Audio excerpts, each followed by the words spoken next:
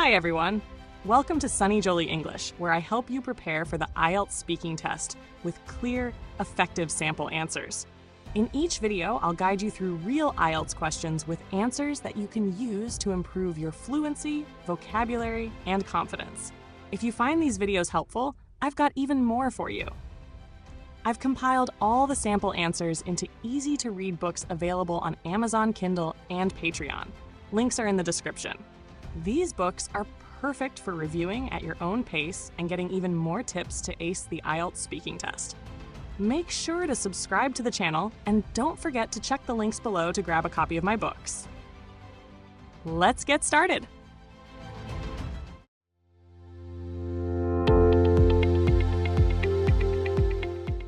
Describe a time when you helped a child. You should say who the child was, what you did to help, how the child reacted, and explain how you felt after helping the child.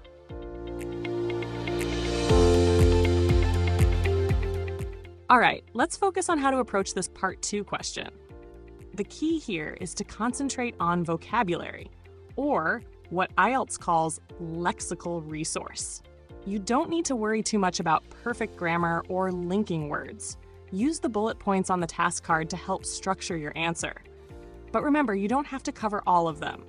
What's more important is to keep talking naturally and confidently until the examiner stops you. For this topic, think about descriptive words and phrases that really bring your ideas to life. Use synonyms to show variety and try to include idiomatic expressions or collocations when appropriate. Let's give it a try.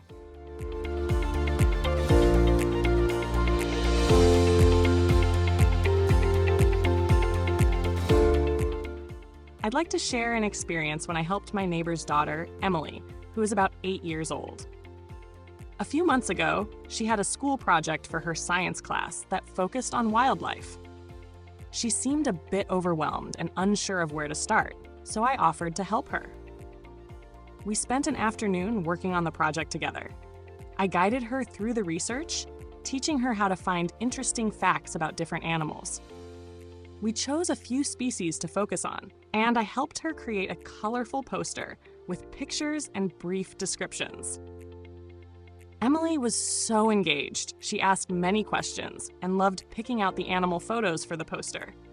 When we finished, she looked really proud of the final result and thanked me with a big smile.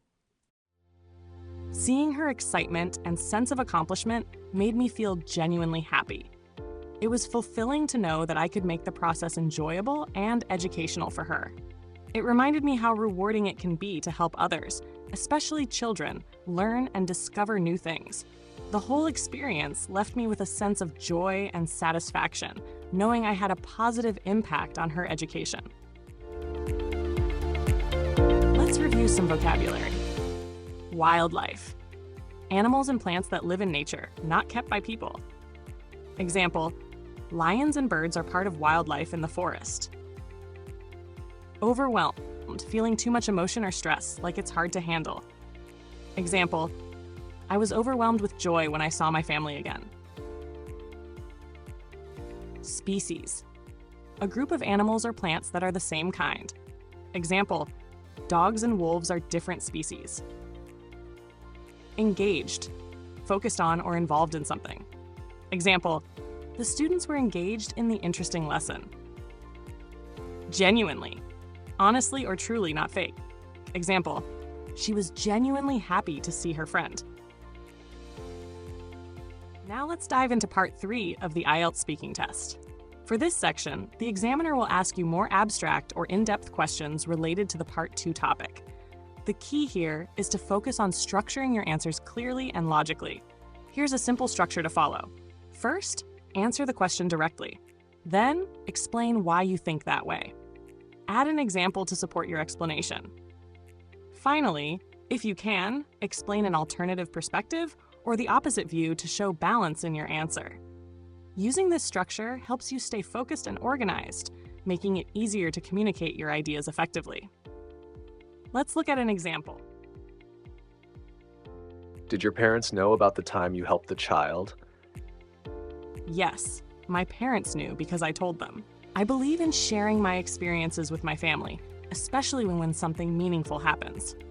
Another time, I helped a lost child find their parents in a shopping mall, and I shared that story with my parents. However, not every child might share such experiences, as some might see it as a small act or prefer to keep it to themselves. How did your parents react when they found out? My parents were happy and proud when they found out. They appreciate acts of kindness and told me I had done the right thing. They praised me for staying calm and being thoughtful while helping the child. On the other hand, some parents might react differently, focusing more on safety concerns or advising their children to be cautious in such situations. Why do you think parents encourage children to help others? I think parents encourage children to help others because it teaches empathy and social responsibility. Helping builds character and prepares children for cooperative living.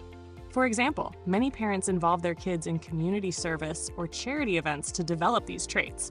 Conversely, some parents might emphasize independence and self-reliance over helping others, focusing more on personal success. How important is it to teach children to be helpful from a young age? It's very important to teach children to be helpful from a young age because it fosters empathy and builds positive social skills. Learning to help early on makes children more considerate and cooperative. For example, children who help with household chores or assist classmates often develop better teamwork skills. On the other hand, if children are not encouraged to help, they may become more self-centered and less empathetic as they grow up. Are there any benefits for adults when they help children? Yes, adults benefit emotionally and socially when they help children. It can bring a sense of fulfillment and strengthen community ties. For example, volunteering at a local school can lead to a sense of accomplishment and social recognition. However, some adults may not see immediate benefits, focusing instead on personal or professional gains. Do you think society values people who are helpful to others? Yes, I think society values people who are helpful because they contribute to community well-being and are often respected. For example, individuals who volunteer or assist in emergencies are admired and acknowledged publicly. In contrast, some might argue that society places more value on personal success and material achievements rather than acts of kindness. Thanks for watching! If you found this video helpful, don't forget to check out my books on Amazon Kindle and Patreon, where you'll find more resources to improve your English. Links are in the description. Let me know in the comments which IELTS speaking topics you'd like me to cover next with sample answers. Also, explore my other videos, including the Learning English with Movies playlist. It's a fun way to practice listening, expand your vocabulary, and enjoy your favorite films at the same time. Make sure to like, subscribe, and share with others who are learning English. See you in the next video.